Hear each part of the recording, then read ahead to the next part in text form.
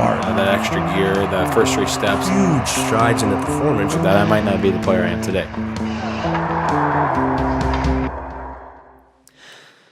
Welcome to another episode of Behind the Gear, and today we're sitting with 3 fit, fine young gentlemen here with we got Trevor Williamson, Josh Kirkpatrick, and MITCH STEWART, and they're all obviously in the strength and conditioning world, working with Total Package Speed Strength and Conditioning here in London, Ontario, and kind of wanted to chat with you guys a little bit today about just, you know, you guys have a little bit of a different philosophy, a little bit of a different view on how you approach training and strength training and even sports-specific training.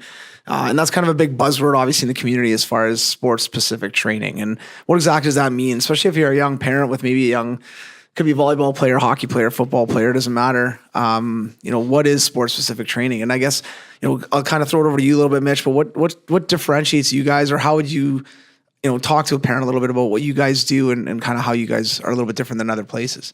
Well, as we've gone through the last, 9 years training people here, I was kind of started off myself, and then Trev came in shortly after and started working with more and more professional teams and higher level clubs. And you can see that, to develop an athlete, it does require a team of people. One person can't be the know-it-all in, someone comes in with an injury.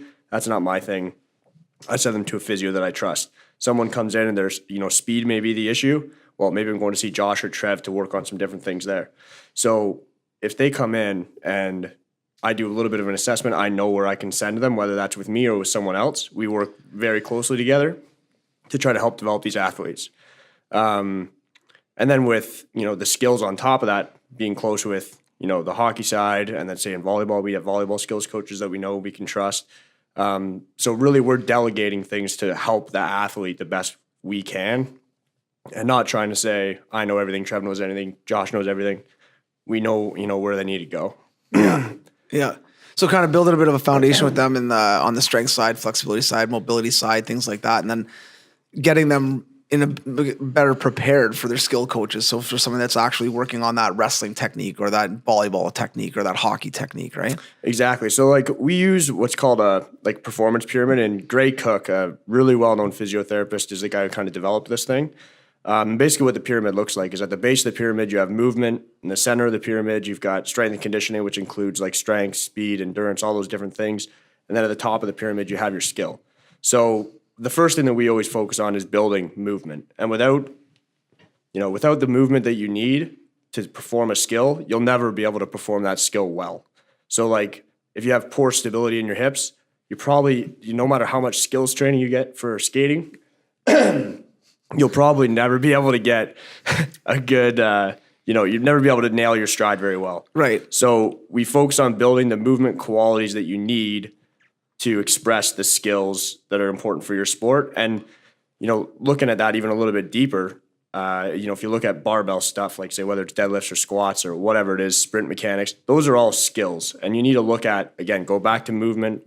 How do the hips need to move? How do the shoulders need to move?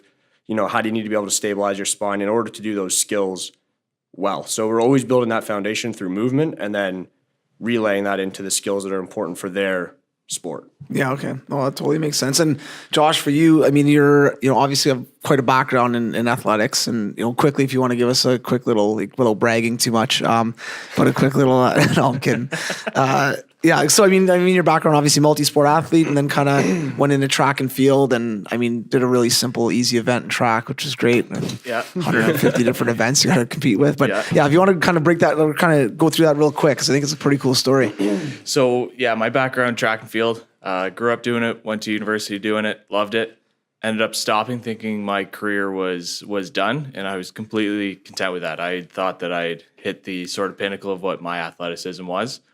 5 years later, I find myself ripping down a hill in bobsled after getting recruited in a slow pitch game. So and then worked out for 4 years, went to the Olympics, and now I'm back with Mitch and Trevor and yourself here. And it's amazing to learn from both these guys, especially because they have more of the education background as well as the practical knowledge, and I'm coming in with just more athletic knowledge. So it's amazing to learn the process behind it. And I think that's the biggest thing that we try to instill with athletes is that you need to trust the process, regardless of what you come in doing, whether it's hockey, volleyball, wrestling, figure skating, slow pitch, anything. we really work hard on breaking you down and building the fundamentals, because we've seen it time and time again, regardless of how good your skill is, just like Mitch was talking about the pyramid, regardless of how good your skill is, if you don't have the fundamentals, you're never going to reach your top level of athleticism. So it's just about trusting us and what we do. And I know that's difficult for a lot of people who come in and say, well, this is boring. I don't want to learn a hip hinge. I want to learn to clean. Well, you know what? Your cleans or your weightlifting or your speed, they might get to a point, but it's nowhere near your actual potential.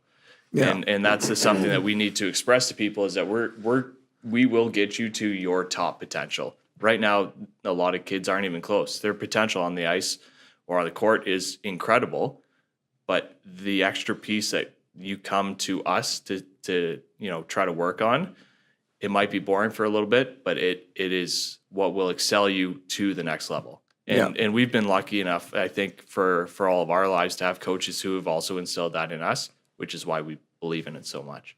Yeah.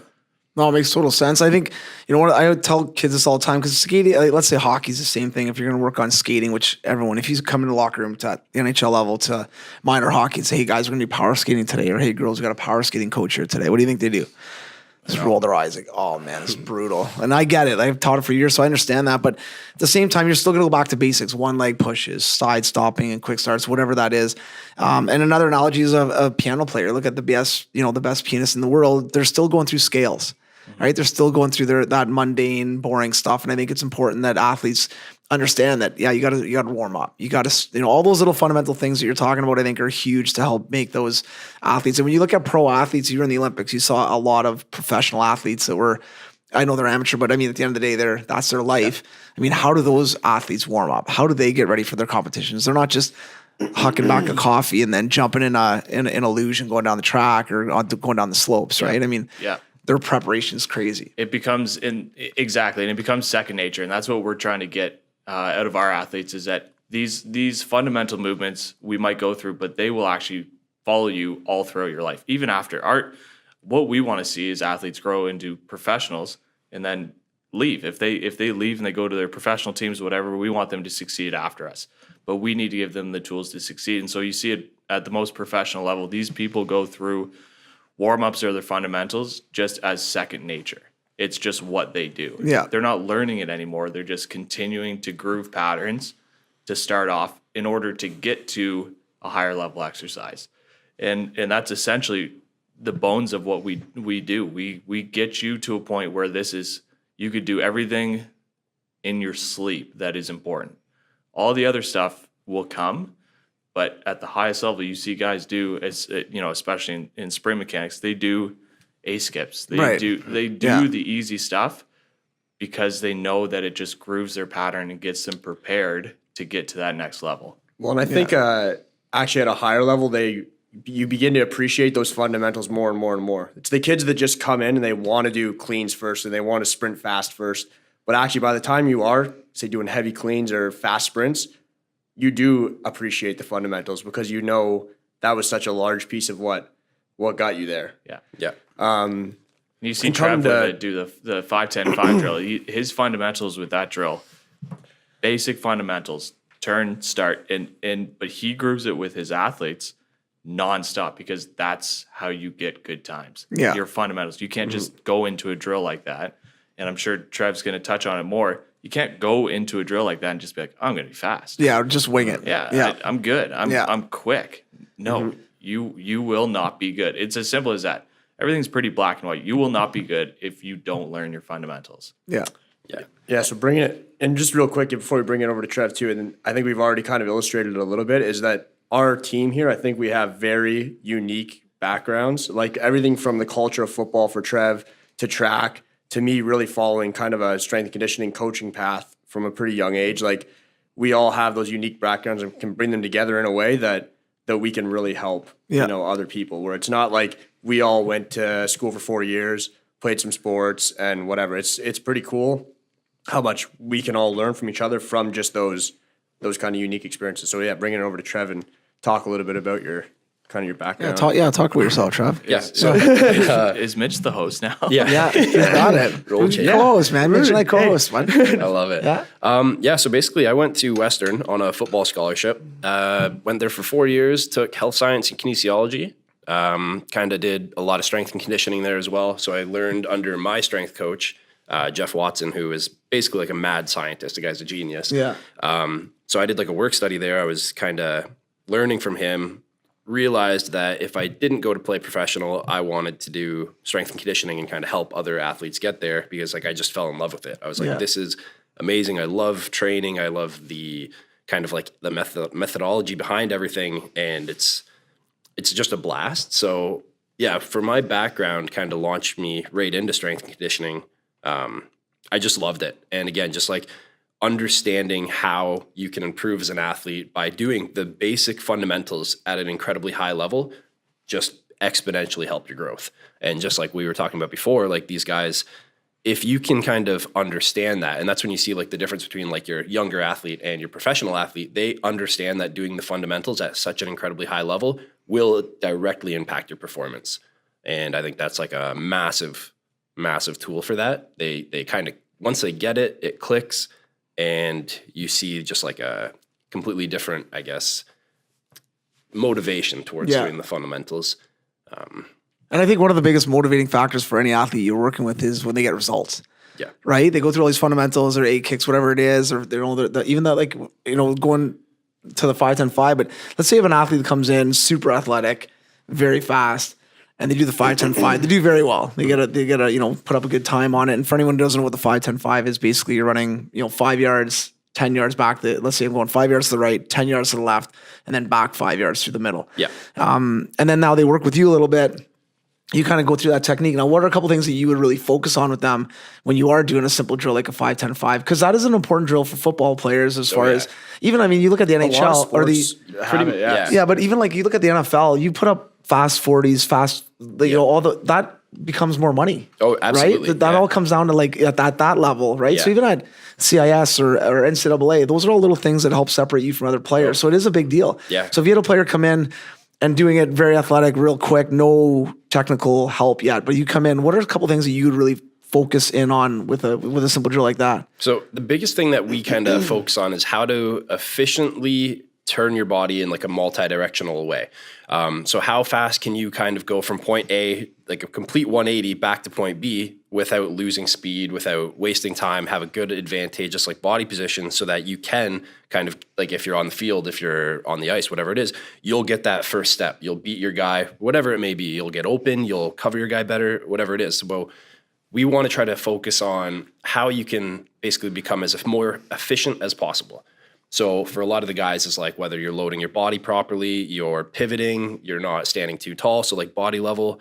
And then again, just like proper stride mechanics, like make sure you're driving your knee, make sure you're pumping your arms, keeping your core tight, just like the base fundamentals. But now it becomes more complicated when you're trying to do like a pivot turn and then you're trying to properly rotate your hips, explode out, not forget about pumping your arms. Because a lot of guys, they freeze up, but their legs are amazing, but their arms don't move. So you're limiting yourself. For sure. Yeah. But yeah, like touching on that, like if you look at like the NFL combine or even like a lot of like basketball combines or rugby, whatever it is, like any sort of field sport, the difference between, like a contract and not could be a couple tenths of a second for a guy with like a 40. If you have two guys that are very similar as a skill and you're like, okay, well, look at this guy. He's, 0.3 of a second faster. They're like, well, maybe just go with him. If they're both the same skill level, you can develop either one, but this guy's already way faster. Yeah. And it might not necessarily be that he's faster. His technique's amazing.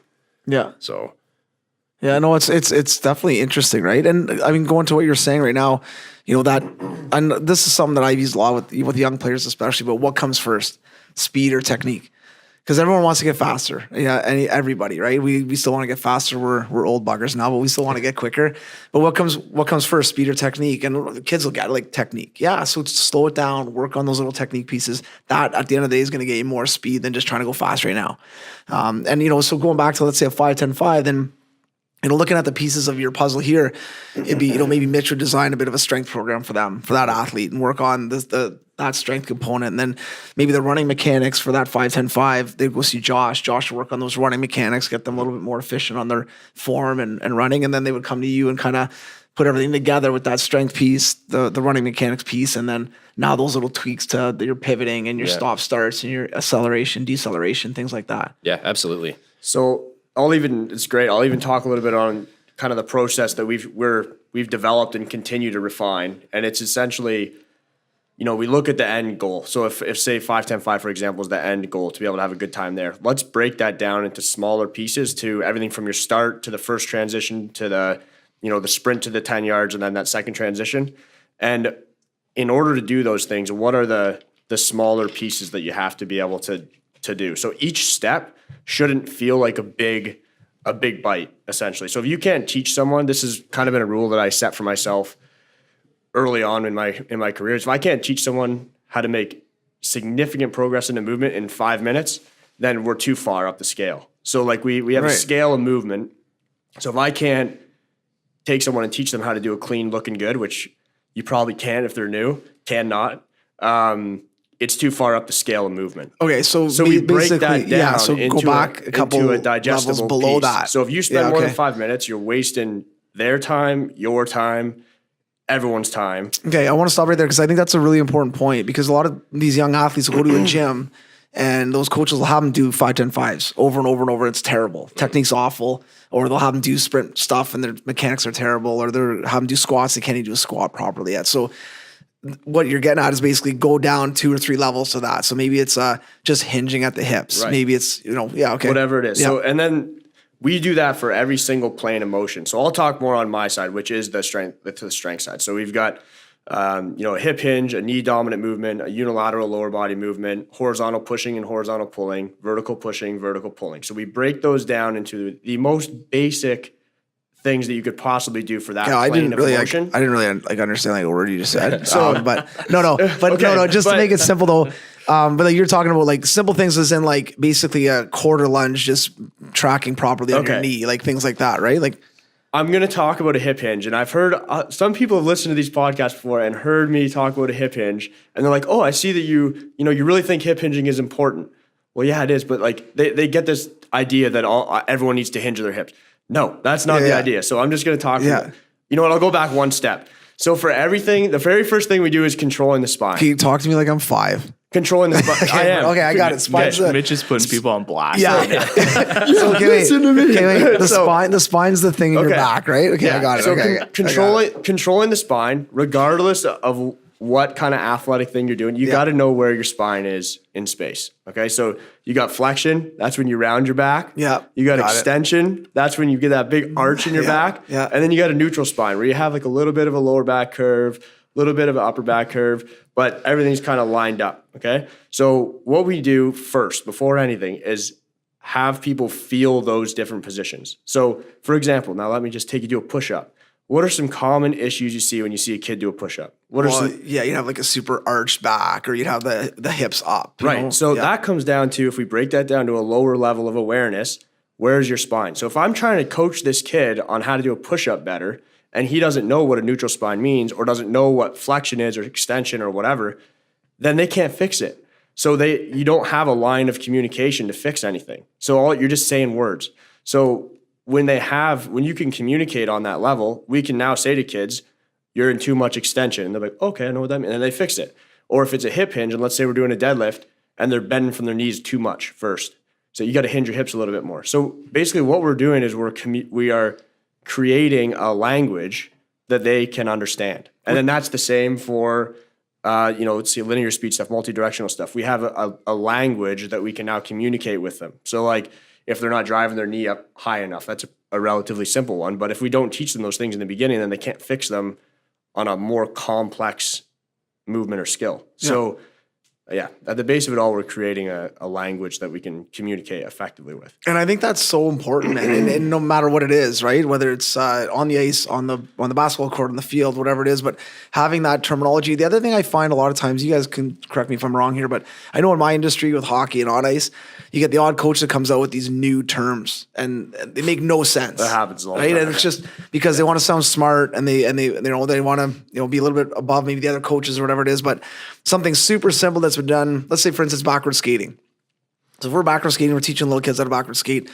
What letters are we making in the ice? Well, we're making C's. Like, we've been taught C's since we've been a kid. Maybe it's not a perfect C, right? But now you got coaches like it's a half a heart. It's the letter 7, or it's the number 7. It's whatever. Why? So now, why not keep everything, like you're saying, as generic as we can or as simple as we can to keep that language so that if a young athlete gets to their professional ranks or whatever it is, you can understand what that new strength coach or that other person is communicating, right? Yeah. And I can give one other example. I want to put some more over to you Are we guys. going back to a hip hinge? No, we're not. So, okay, this is a true story. So I've had 2 people, both had back injuries. One NHL player, one is a everyday kind of guy, CEO of a company, and we started both at the exact same point. So they both started at the same point. They both started with learning flexion extension, learning to get a sense of anti-rotation and neutral spine stuff. You don't need to understand what any of that means. The difference between the two is that the NHL guy did progress through the levels that we have a lot faster, and he's up to, say, a level 2 exercise competence type thing, whereas the other guy is like at a 0.5. So we've got levels within each category of movement, and when someone comes in, we start everyone at the same spot, and then we can see if we can essentially check off that they understand these key positions. So a lot of times with athletes, what I find is that a lot of trainers look at them as a different breed or something like that. But just because someone's a really good hockey player does not mean that they're good at moving their body in other situations.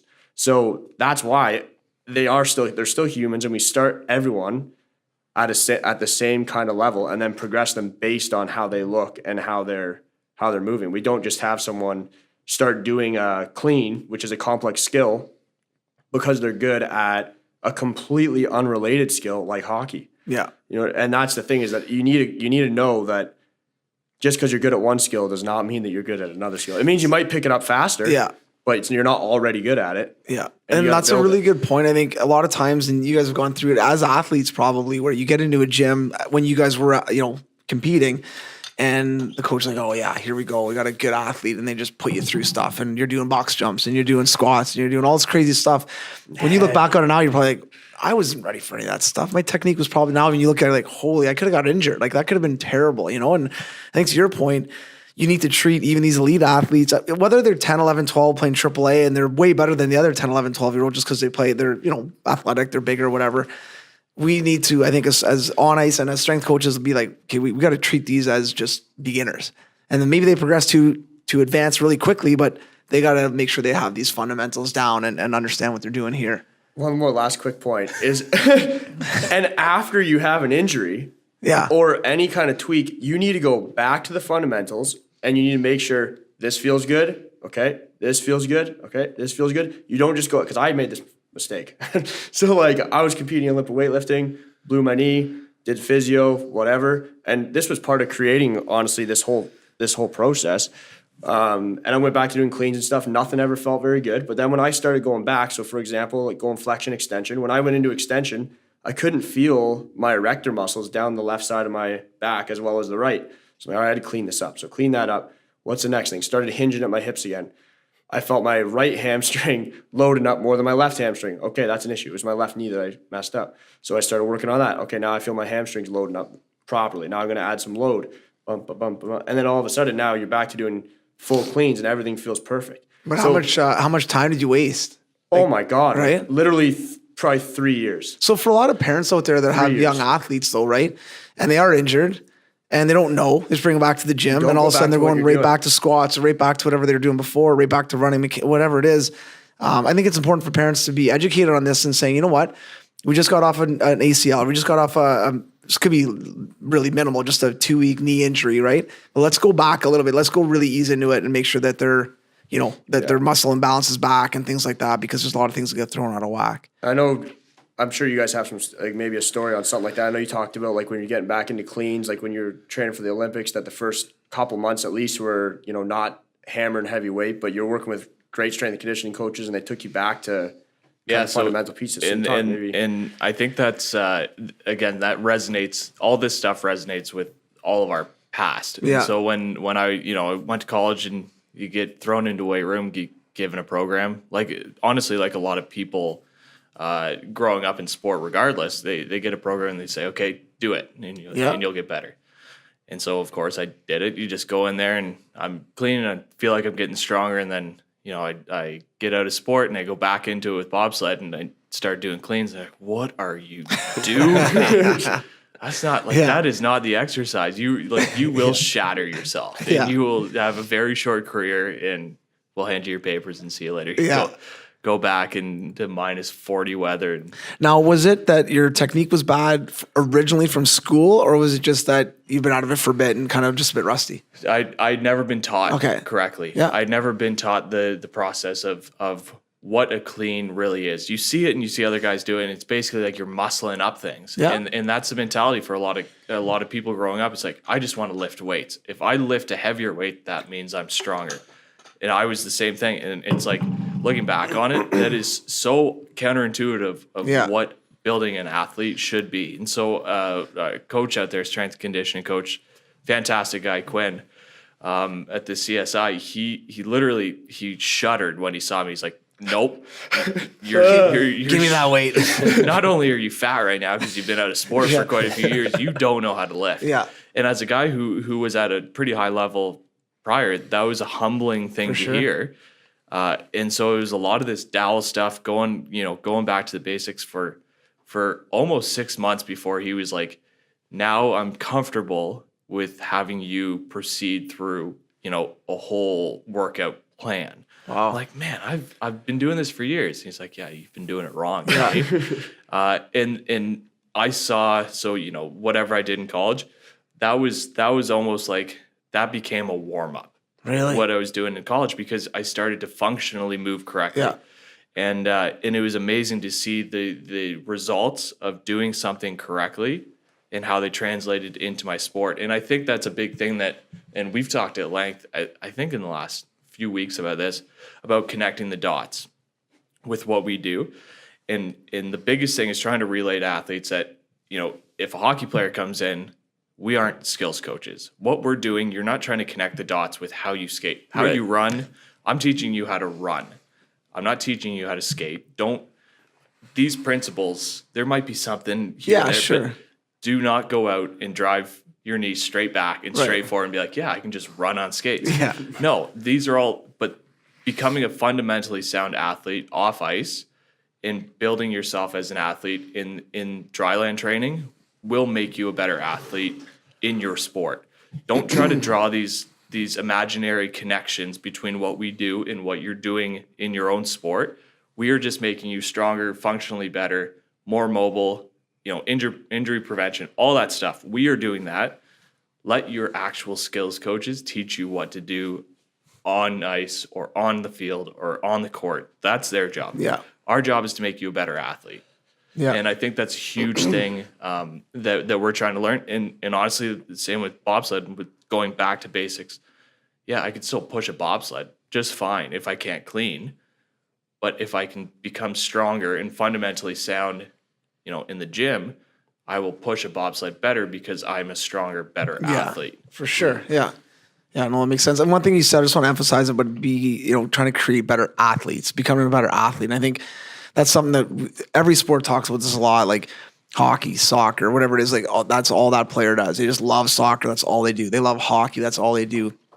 But even some of those players that do love hockey are good athletes. I mean, they are good athletes. And if they're getting help from professionals like yourself, now they're going to become even better athletes. And we always joke about this too. If you give a real good, let's say a hockey player, give a real good hockey player who's athletic, a basketball, give them a couple hours and they'll be able to play a little bit of a game of basketball and be okay and not look crazy, right? Yeah. Same thing with a good soccer player who's athletic. You throw them, I'm sure you don't throw them hockey stick, they'll be able to hit a puck and they'll be able to do some things that doesn't look out of character for them with a little bit of practice, right? Just because they're athletic.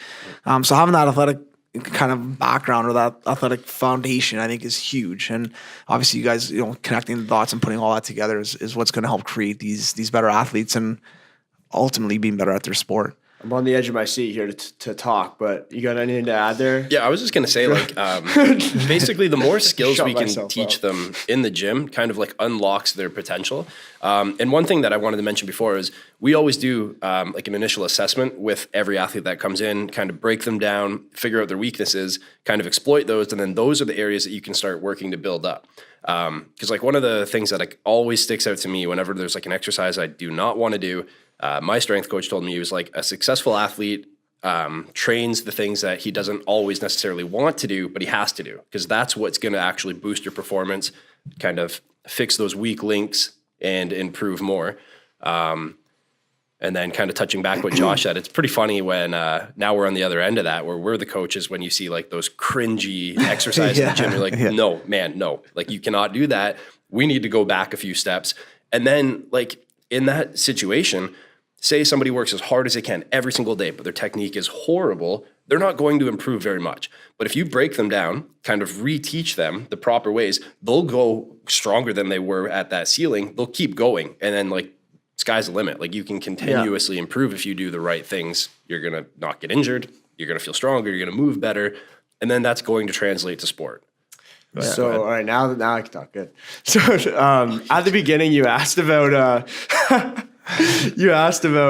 sport-specific training. Yeah. Okay? And it's very challenging to answer that question without context. So now that we've talked a little bit, I think I can answer that now that people have some context. So when you're training a skill, any skill, what are you actually training first? What's the first thing that you're training? You're training the brain to communicate to the body. Okay? So you create strong pathways from your brain to the muscles responsible for that skill. So in hockey, if you're right-handed, how many times do you shoot left?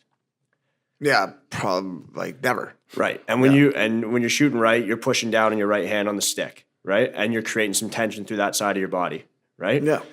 So you're sending signals from your brain to that, musculature. And in the gym, it is incredible the imbalances that we see on a hockey player if they shoot right, from their right to their left. So, and it's not all the time. And when you start digging deep as to maybe why they don't have those imbalances, you can start to see why they might have a stronger connection, on both sides bilaterally. Yeah. But for example, if I had someone this happens all the time, unrack a barbell, and then all of a sudden if they shoot right, their left side of their rib cage drops. Yeah. Because their brain has stronger connections to creating tension through the right side of their body. Yeah. And it's crazy. That's so cool, so sport specific training is not just for on our side, skills specific training trains hockey skills. Sport specific training keeps the body healthy.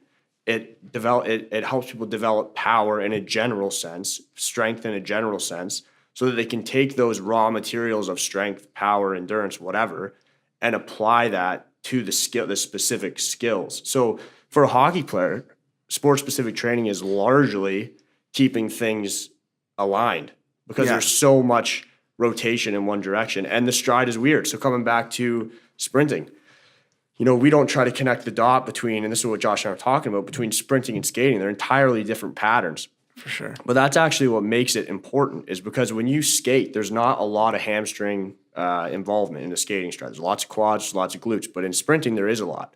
So when people come into the offseason, we do a lot of fundamental stuff to strengthen the hamstrings through those types of patterns and then build up to a sprint pattern, not just because that's going to make you a faster skater, because if that was true, Josh would be a super fast skater. And I haven't gone on the ice with him yet, but he says he's not that fast. And I'm pretty sure Donovan Bailey's probably not a super fast skater. Yeah. But so what I'm saying is the benefits of doing this stuff.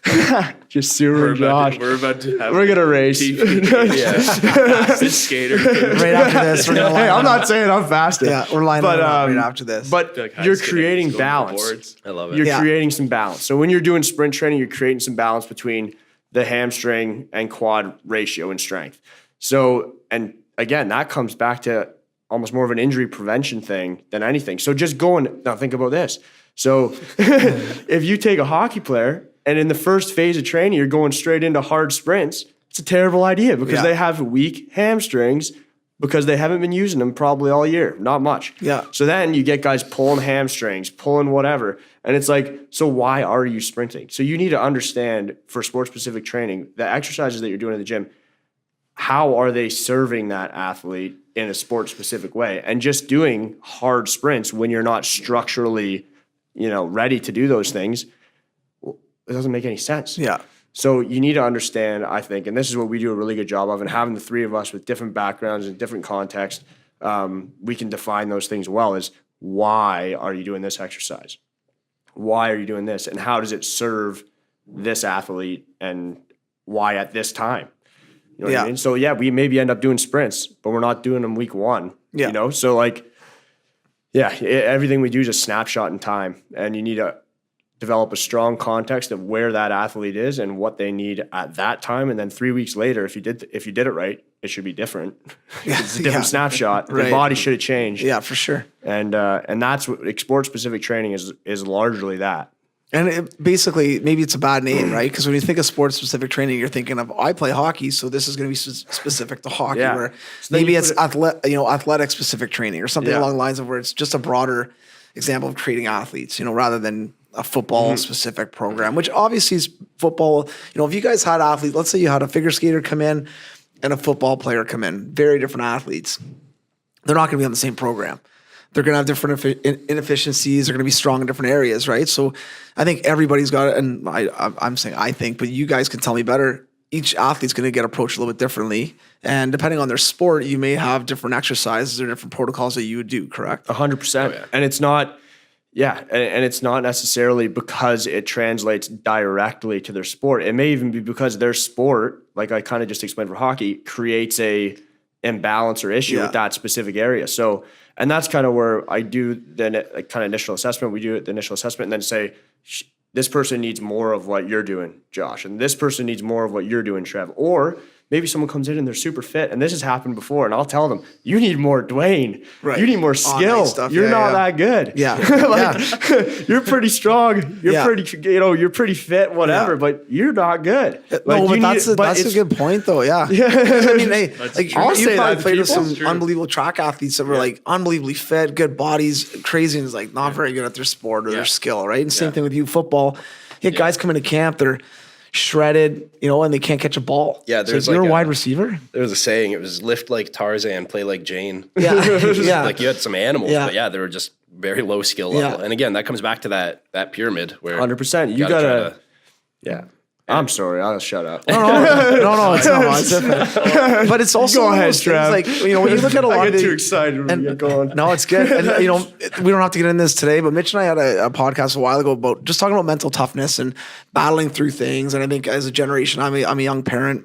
Well, I'm old, but I have young kids. But we kind of make it easier on our kids sometimes. We want our kids to have a better life than we did, and things. And what does that do? Does that create a tougher child or a more mentally? No, I think it creates sometimes a bit of a weaker player. But going back to that Tarzan and Jane, I think there's a mental part of the game as well, or the sport, whatever it is, if it's an individual sport or a team sport, and there's that mental toughness. There's that. Are you willing to go battle? Are you willing to jump in that hole that you're gonna hit a 300-pound gentleman on the other side, right? Or hockey, are you willing to go in the corner when you know you're gonna create contact, or are you willing to, like the sport you did as far as in track, like you did the decathlon, correct? I mean, that's 10 events, right? Yeah. I mean, that's crazy. I mean, you could have taken the easy way out and said, I'm just going to keep doing shorter events and easier events. But I mean, how mentally tough and of a grind is going through that? It is, and I think we see it a lot when kids come in.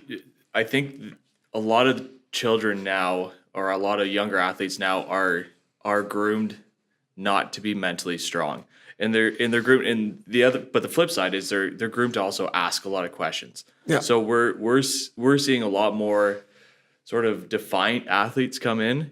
We're doing the simple stuff, and what they think is, we're doing simple stuff. Someone else is doing this. Someone else is doing cleans. We're like, you need to turn on your brain into being a more professional athlete. Yeah. So a lot of what we're trying to do is build a professional athlete who's mentally strong. So you can ask all the questions you want. That's fine. but you also need to come in here and have a professionalism and trust us, because everything that you three have grown so far in the last decade, have the results show for themselves. You guys create professional athletes, and it's been proven time and time again. And I think that's a big thing missing right now with mental strength, is being a professional. And that, I think that's a huge piece to mental strength, is coming in saying, I'm not going to be a little rat. I'm not going to come in here and pretend like I know what I'm doing, because we see a lot of that. But you're going to come in and you're here to work, and you're here to become a better athlete, and you're here to trust the process, because you're here getting trained by a bunch of people who have followed this process. And look at all the athletes who have been produced through the on ice and the off ice portion of this organization. And I think the mental strength comes in with just taking a whole way of life and being a professional athlete. And I think there's so many kids who come in just, I want to be a professional athlete. That's a goal, and that's a fantastic goal to have. You never want to bring down goals, but to become a professional athlete, you need to be professional in every aspect of your life. You can't be a professional on the ice and then not professional in here or on dryland training. So the mental strength of that, it takes discipline. It takes a bit of a grind, and it takes trusting us. And taking the burden of, you don't need to think about your dry land. Just follow the program.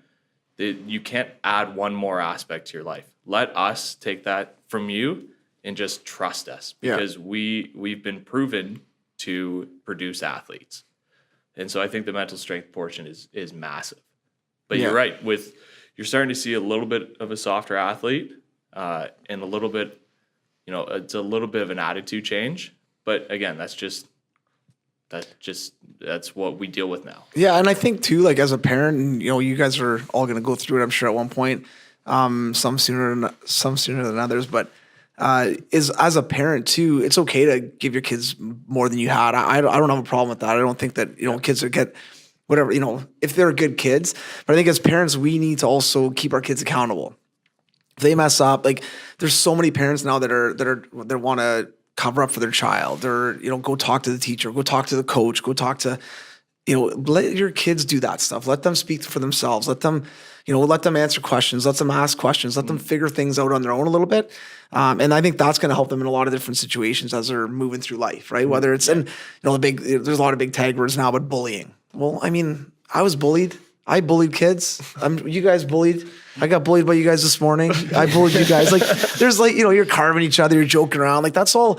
If you do that in front of the wrong people, that's bullying. Well, I understand there's bullying that goes that Far next beyond, level. I understand that, and I'm not discounting bullying. But if we don't help our kids kind of get a little bit equipped on how to deal with that, and I'm not even talking about a real bad bully that's being abusive or anything, but just an older kid that makes fun of your son or your daughter. Well, teach them how to react to that, how to stick up for themselves, or how to, answer back, why are you saying that about me, or whatever it is. But give them some tools. Not say it's going to be perfect, and you may have a lot of crying, a lot of growing pains through that.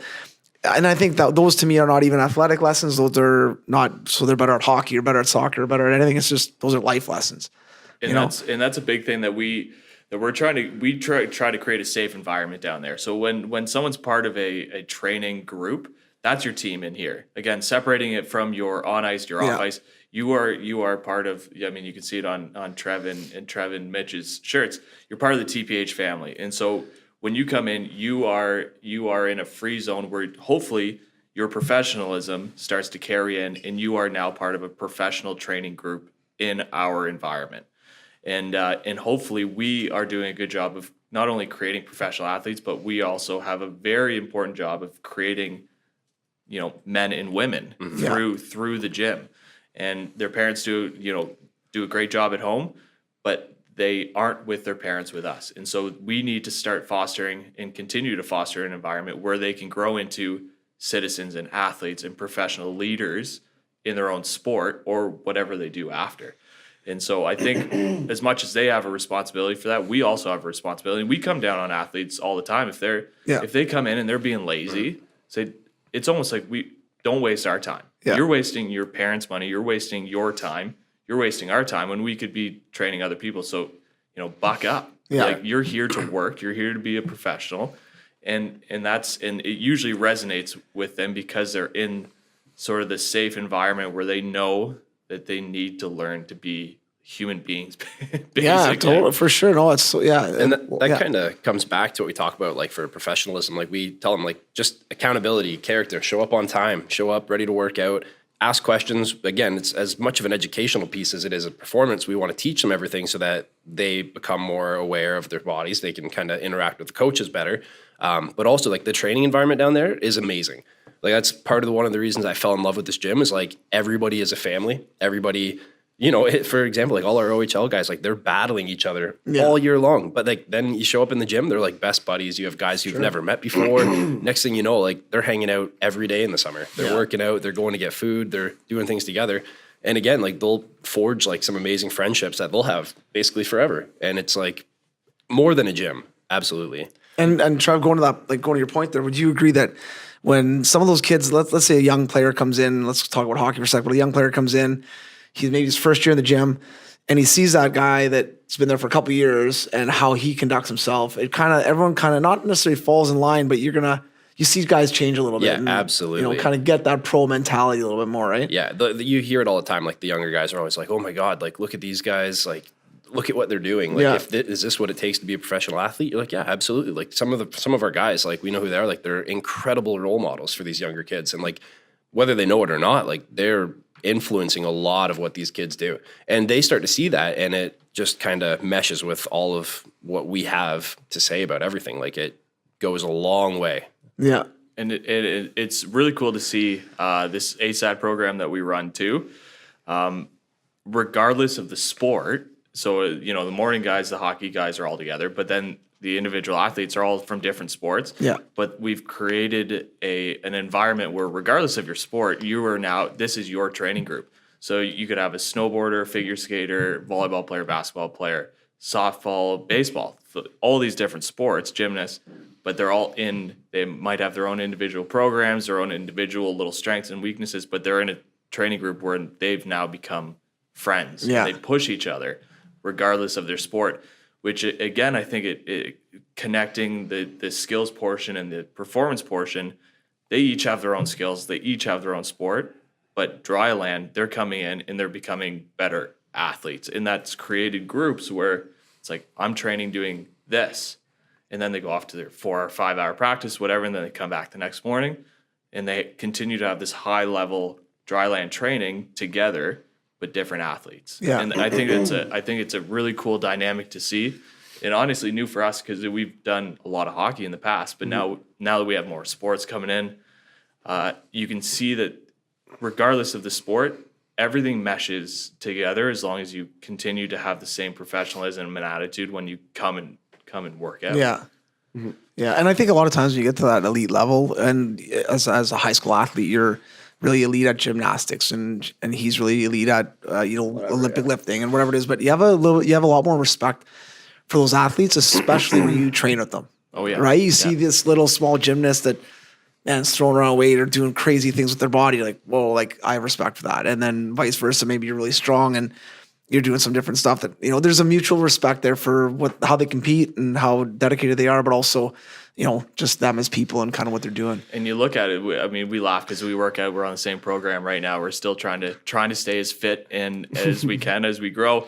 But we laugh at it, we say together we would be one hell of an athlete. Yeah. Right? Like we could take pieces of each other and be like, this would be a perfect athlete. Yeah. But then it makes you appreciate what Trev's past has grown him into an athlete that is what he is. In my past, what I've done to create this athlete, and we are pieces of really good athletes. Yeah. And looking back at it, you want to start connecting those pieces to become full athletes. Like you want a Trevor, Mitch, and Josh athlete, right? Yeah. That's what you're trying to build, regardless of your sport. You want an athlete that is 100% complete, not just little pieces that are good. Mm-hmm. Yeah. No, it totally makes sense.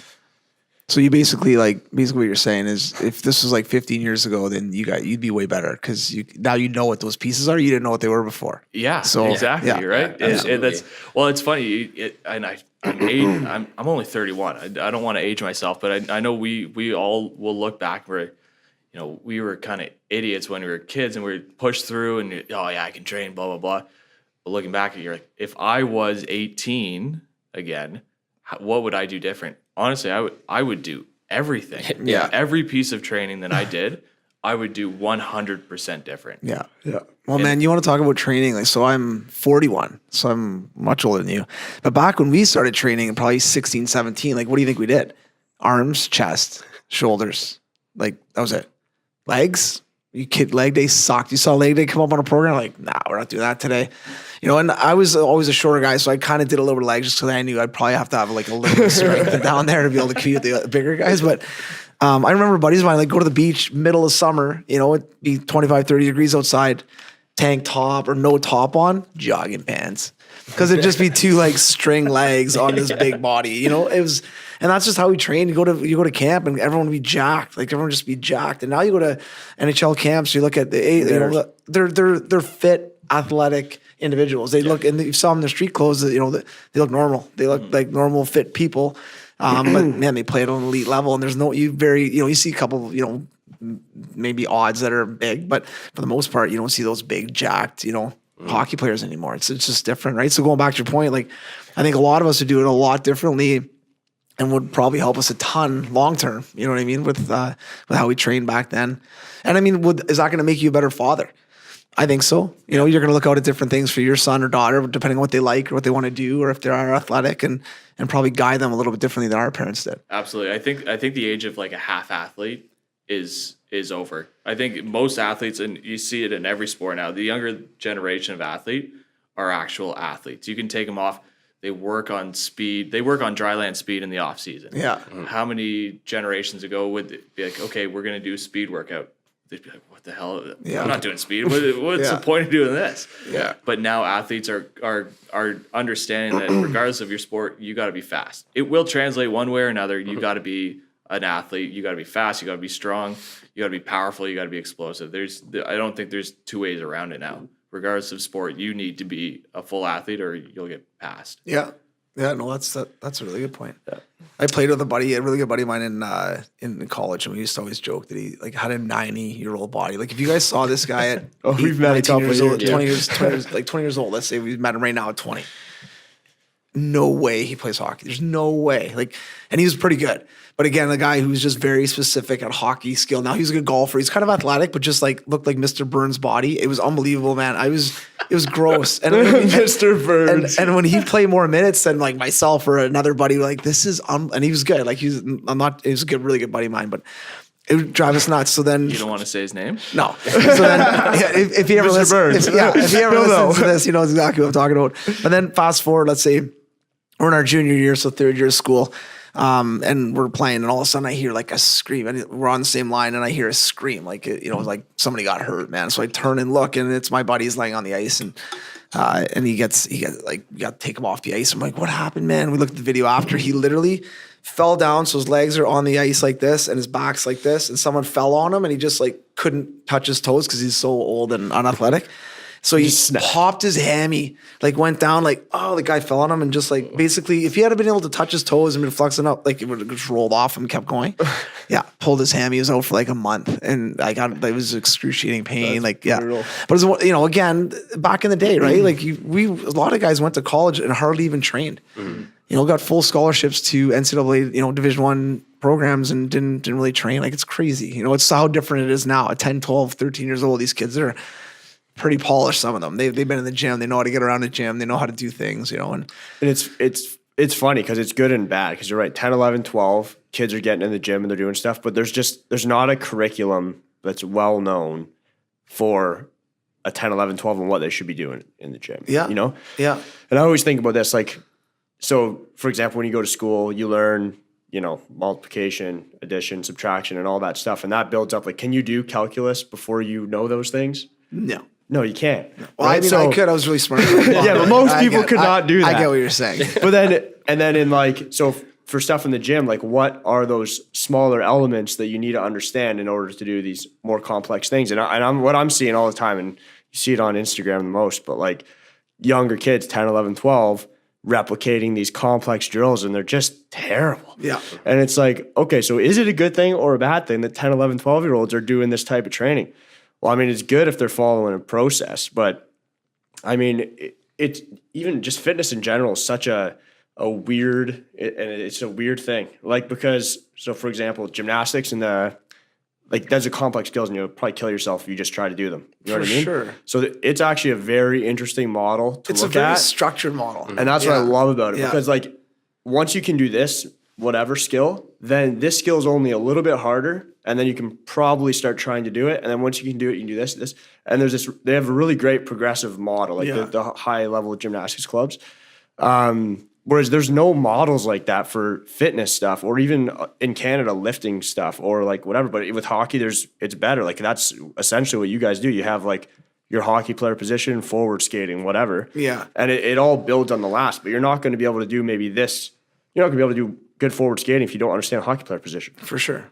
So like all things add on top of each other. But anyways, and then that's what we've really built, I think. And I am even myself, to be honest, blown away with some of the results that we get just because of this simple stuff. Yeah. Before we end this, I want you guys to each kind of think right now and go just give us one quick story of an athlete that you've had that maybe it's running mechanics that, man, over 3 weeks, you're like, I was amazed, and maybe a little even what the parents thought about it, and same thing, like kind of think about a couple different athletes that, even one story each of just athletes that you guys changed. I think the way I would look at it as a parent right now is, I think parents have to make educated decisions on what they're doing with their children. So if your kid's 10, 11, 12 and tracking is a pretty good athlete, maybe it's a ball player, whoever it is.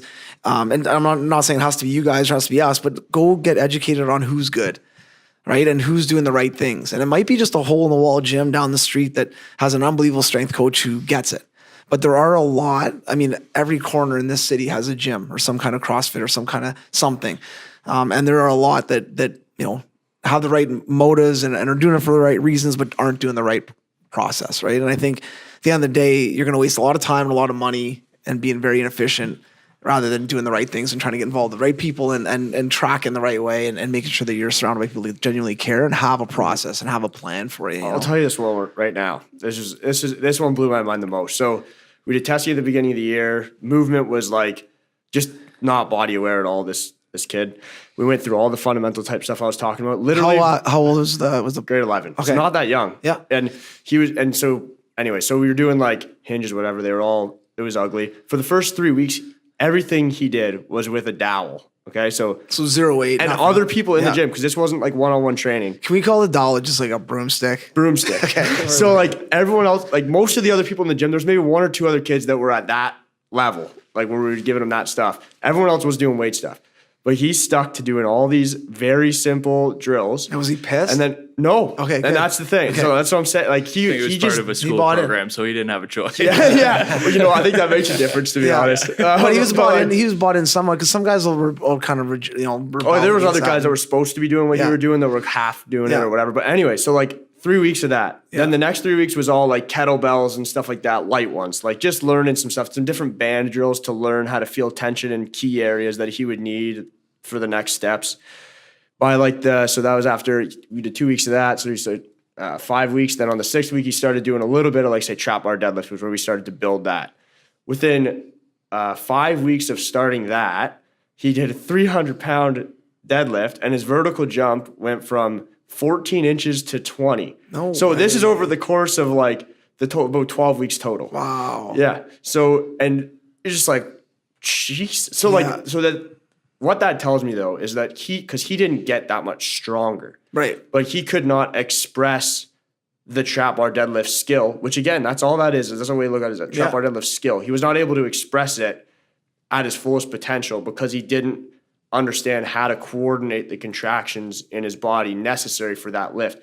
Then once he's able to do that, then we start doing more acceleration based stuff or whatever. But basically 5-6 weeks of him understanding how to work his body, use his body, move his body, and then adding a little, like, it's not like he got crazy stronger. He got probably a little bit stronger, but he was able to express his strength and use his body properly. Yeah. And I'm telling you, like, so when he was doing 300 pounds, it was sub-maximal still. It was perfect. Like everything, spine was neutral. Was he blown away by the results? He was even kind of like, whew. And you could see the confidence. Like you could see it. Like he was like, holy crap. Because other kids that started with that and it looked good and that's why they started with it, they were like around the same or even some of them like a little less. Wow. So he was kind of like, oh man, that's Yeah. pretty good. Yeah. But like, yeah, and that is just a testament on trust in the process. And Yeah. like, yeah, it was crazy. So some like short-term pain for him, like as far as just probably getting made fun of. Yeah. No, I'm just kidding. But as far as, using a broomstick every day for a while Yeah. for long-term gains, right? For Yeah, a guy like it that. gets unbelievable. And then the next, there's a progression after that, and after that, and after that. But like, Cool. it's always just adding one Yeah. piece that's slightly more complicated from a neurologic, like from a Yeah. a control perspective from your brain, and then they can do it. But so again, if you can't teach it within 5 minutes, then you don't do it. I like that. That's cool. That's really good. And Josh? I think actually right now Trev and I are doing a high performance training academy for speed, and we've got a couple kids in there, and they came in raw, good athletes, very coachable, which is an important thing. Huge, yeah. But they were raw. They're and they're how young. old roughly? Just So kind they're of grade 9. okay. So young, yeah. So yeah, young, and I think they were making a school team or whatever it was, and they came in there like, we need to get faster, and so their parents put them in the program, and I think we've had 7 sessions now or 8. And how many times a week roughly? Twice. Okay. So Twice. not crazy. Not like they're going 7 days a week. twice or a anything. week. Yeah. Twice Yeah. a week, and they're coming in Monday, Wednesday, and we've actually mapped out the plan for them. This week we're working on everything in front. This next week's everything from behind, like just learning angles, learning the language of what sprint technique is. And so the first day, and I usually always do this. The first day I just say, run however you think you should run. See what it looks like. Jump however you think you deal can with jump. it? Do anything like that, because I don't want them to feel intimidated. I don't want them to feel like, oh, I need to change everything. So we had them come in, and we're like, okay, we're gonna work, and we're gonna get better. As long as you trust what we're saying, I promise you that this will end up working out. And I think it honestly only took him 4 sessions, and I was blown away. And Mitch came back. Oh yeah. Oh my god. He's like, oh my God, like these are 2 totally different athletes. And it's not like we're speed gurus. Yeah. We focus on how to communicate what we're trying to get across to athletes. We focus on what is going to resonate with them. And so with these 2 athletes, these little pieces started to resonate, and then you just drill the boring stuff until the boring stuff becomes second nature. And then the next step, now the boring stuff isn't boring, because now we're putting that in their warm up. Yeah, Weeks right, ago, right. It was a workout, yeah. and now it's a warm up, and they're continually getting better, and it is mind blowing. Just 8 sessions in, 4 weeks in, how much better they've got, and they've become totally different athletes, and it's they're aware of the language of what we're trying to tell them. So you say, where's your extension coming from? Where's your triple extension? What are your hips supposed? Now they're like, They understand the lingo, like it's so important. And so we had him yesterday. Trev had him do some multi-directional stuff on Monday, and then I had him yesterday. And I like to try to teach athletes so they know what they're doing. Yeah. So I video them, and I have them walk me through what they did Awesome. wrong. So Cool. when they leave, they can just look at video or whatever it is, and they'd be like, oh yeah, I wasn't doing this. And they started, like, my job's almost useless now. Yeah. Like, they started to point out the exact things that were going wrong. And now they're starting to be able to see it on video, And then but feel they're it. also able to feel it without seeing it. Oh, that's awesome. And so it's a huge, I think that's been a pretty satisfying. And this program, like, we literally just launched it because we saw the need for something like this. And having these 2 athletes, like, literally anybody can get better as long as they are trusting that the boring stuff works out. And now we're getting into workouts and a lot more stuff. And, you get into box jumps and hurl drills and explosive speed. But if they did that day 1, both of them would have got hurt. Yeah, Like, right. They would Or have just shattered. they would have made progress. Right. No, Like they- they Not whether they like get they hurt or did, not. yeah. Like it's just it's not even all injury prevention. It literally is that you won't make progress if you don't Right. do it. Like I was blown away. Yeah. So like I saw them on the first day and I was even like, oh, good luck. yeah, I said that, I think. But then, like, after the first couple sessions, I noticed, like, their starts looked, it's like Josh said, like, they were breaking down. These guys were breaking down, like, each session what the main focus was. And the first thing I saw, the starts were way better, but still get like halfway down the track and the body just started shaking, like kind of speed wobbling. Yeah. And then 2 sessions after that, I was watching them, and then the whole thing started to look like everything's just coming together. And then there's stuff, but like at the beginning, if anyone could look and be like, that's a rough looking run. Yeah, then by the 4th one, like, you know, Josh and Trev still see things that need to be worked on. But like to someone who's just like doesn't know a ton about sprinting, they're like, well, the kid looks pretty good. Yeah. But it's funny because most people come in rough. Yeah. A lot of people don't know how to run. Sure, Right? It's a fundamental movement, but 99% of people who come in will look rough. But it's not a knock on them at all. Once you become more confident, then they start to excel more. And the key thing is we try to express not everybody is going to be Usain Bolt. What you're trying to do is unlock the max potential in you. Your body has a limit. Everybody's body has a speed limit. Yeah. So we're trying to, if you're at 50%, our job is to get you to as close to 100% as possible. So, you know, they might not end up being the fastest people on earth, but they will be substantially faster than what they were coming in and understanding it, because their potential is now unlocked because they've done the steps the correct way. Yeah. But that's been a fun project for us. That's cool. 2 questions for you on that. How are the parents with it? The parents kind of awesome. Yeah, they must have been pretty pumped, eh? Yeah, they've dropped in a couple times, and they can see not only their child getting better, but I think they can see the confidence. That was my next question. How much more confident are these athletes when they start like understanding how their body works and just even carrying themselves a little bit better, shoulders back, and then when you add some speed to that athlete, or some strength, or some bulk, even bulk. Like, remember the first time you ever noticed he had like shoulder cups? Oh, yeah. Or he had pecs? Or something? Well, Trev's still like that. I thought he was he's still bouncing it right now. Actually, I thought he was going to come in sleeveless. That's about -10. It's kind of it's kind of nice he's wearing a shirt. That's really nice he's wearing a shirt. His sleeve monster didn't come get it. Yeah, sorry with the temp in here. It's freezing in here right now. Keeps us fresh though. The video's going to see us. Yeah. I'm shaking. Yeah. And then what about you, Trev? Have you had athletes over the years that you've worked with that been like, wow, that was pretty cool to see? Yeah, like absolutely. I think the biggest thing for me, not just like any one athlete, when we do, like, for example, let's just say pro agility. The coolest thing is watching these guys. You do their first initial time, and let's just say it's like a 5.2, which honestly, that's not like ideal. But again, they're very raw. Like they haven't done it a lot. There's not a lot of skill in that movement. It's just very raw. Their sprint's good, but their turns are like god awful. Yeah. So once we kind of like deconstruct that, start building on it, we practice it, they start understanding what a good turn feels like, what their body position's like. You see them literally shave a second or more, which off is of that crazy. Time, which in a drill that's like 4 seconds, it massive. Yeah. Like it's 5, 10, 5. And that's cool to have that tangible quantitative, like here's the number, this, and you just beat it by a second or half a second. Well, I've seen on multiple occasions guys like you're saying 5.2, 5.3 who in the same session are running 4.7 at the end of it. Oh yeah, that's better. insane. Like even with our academy, the ASAT Academy, I think we had one guy go from like a 5.2 to about like a 4.52. That was it. Was that in the same day, or was that in like Same day? Okay, Really? Yeah, same day. Just on technically learning how to control their body better on the turns, and that's the difference. And then you'll have like an elite athlete who we've practiced before, and they can even take that further. Like if say they come in at like a 4.5, we've had guys run like a sub 4. Like I think 3.96 is the fastest. 3.96. Wow. And at the beginning of the summer, I think he was like a 4.32, 4.29. Like he was still a really fast time. Like 4.29 is a good time for that. And then that's a harder jump to make. He did it. Yeah. But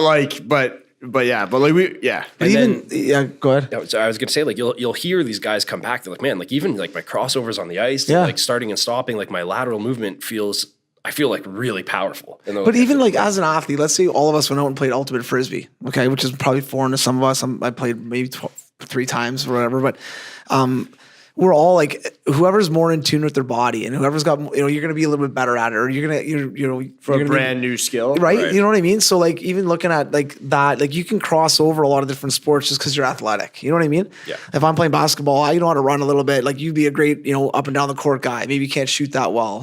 I'm a 3-baller, so I'd be hucking threes. But so there's like, you can translate all that stuff into it, and then once you learn that skill a little better, like we talked about skill coach. It's getting that fundamental base and that, that piece that you guys are building basically, and then throwing that into that sport.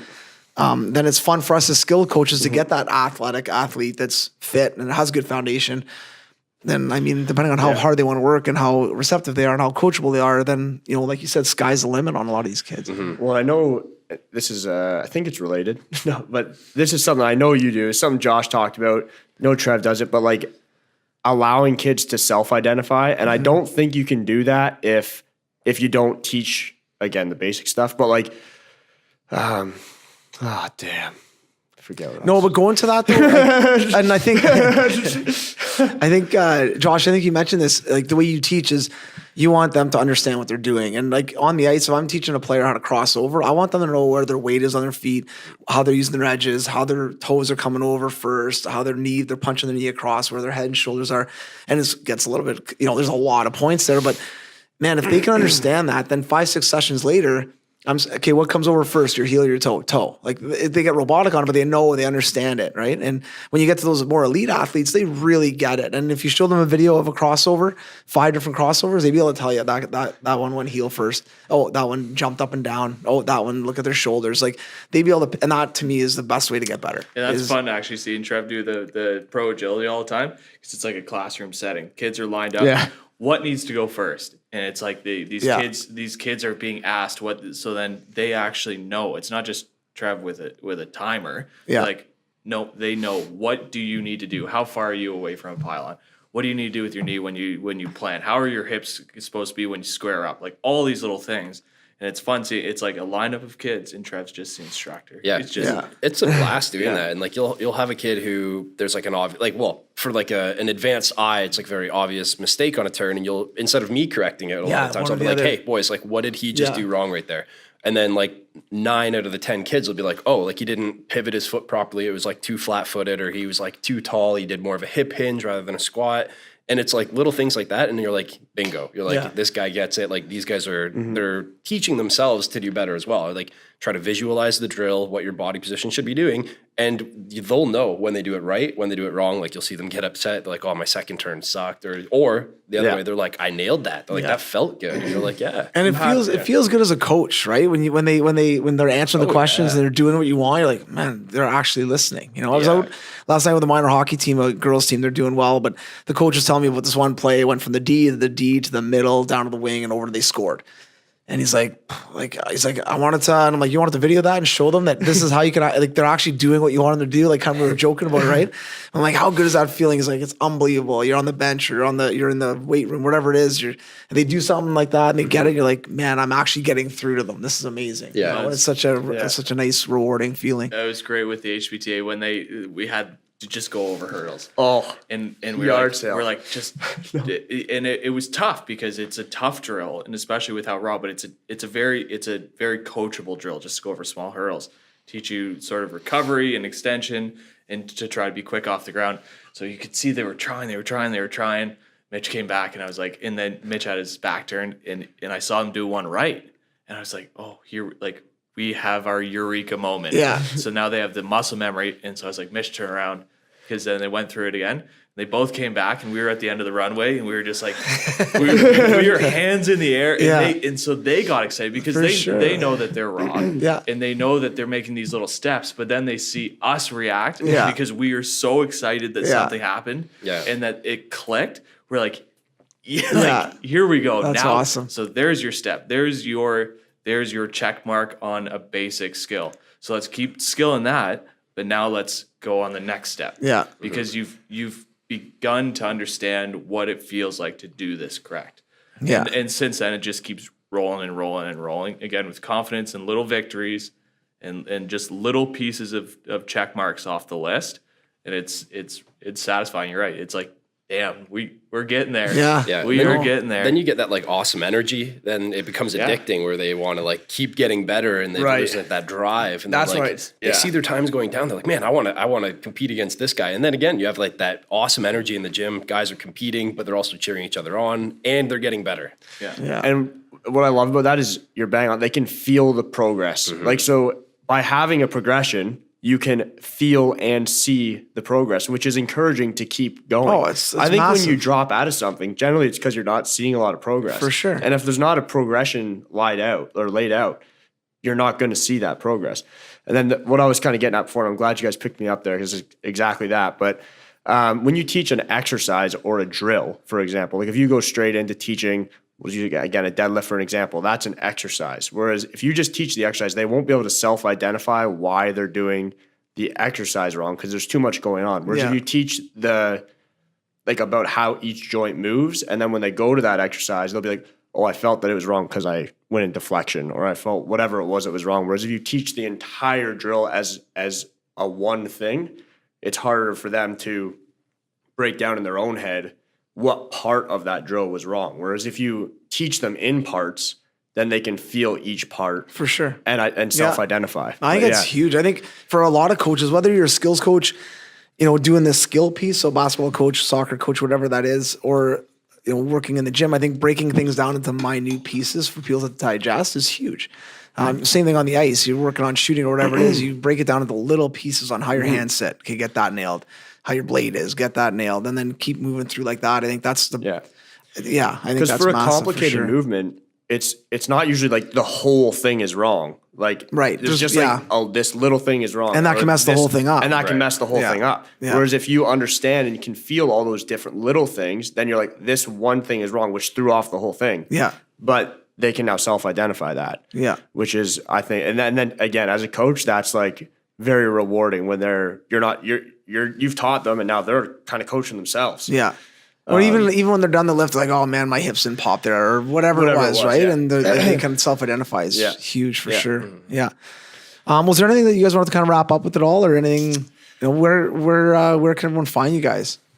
Find us online, totalpackageSSC.com. Yeah, and that's a bit of a new site you guys put up, and you got some good information on there, and tons of good programs here in London. Yeah. If someone's not in London, if someone had questions, let's say in Alaska or in Sudbury, Ontario, and they wanted to get a hold of you a little bit, what's the best way to get a hold of you with questions or different things like that? I mean, email is a great way to do questions. So I'll give you a little backstory on that. So I've really wanted to try to help people that are outside of London, but I don't want to do it just because. I want it to be obviously the best it can be. And we tried making an online platform to do that 2 years ago, and it was fine. We worked with some teams in Europe. We worked with some different people kind of all over Canada, a little bit in the US, and it just wasn't, I didn't feel like I could communicate what we needed to communicate as well as I would have liked. So right now there's no online platform because, but we're working on rebuilding that in a way that is going to be more user-friendly and better. I want to make sure if we're going to put something out there that people can use,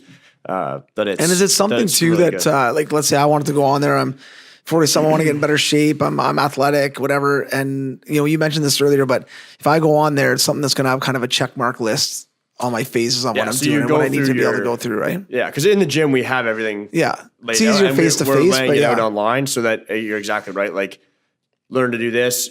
Basically, you can check that box once you've got those pieces ingrained, and then this is the next thing to try. This is the next thing to try. This is the next thing to try.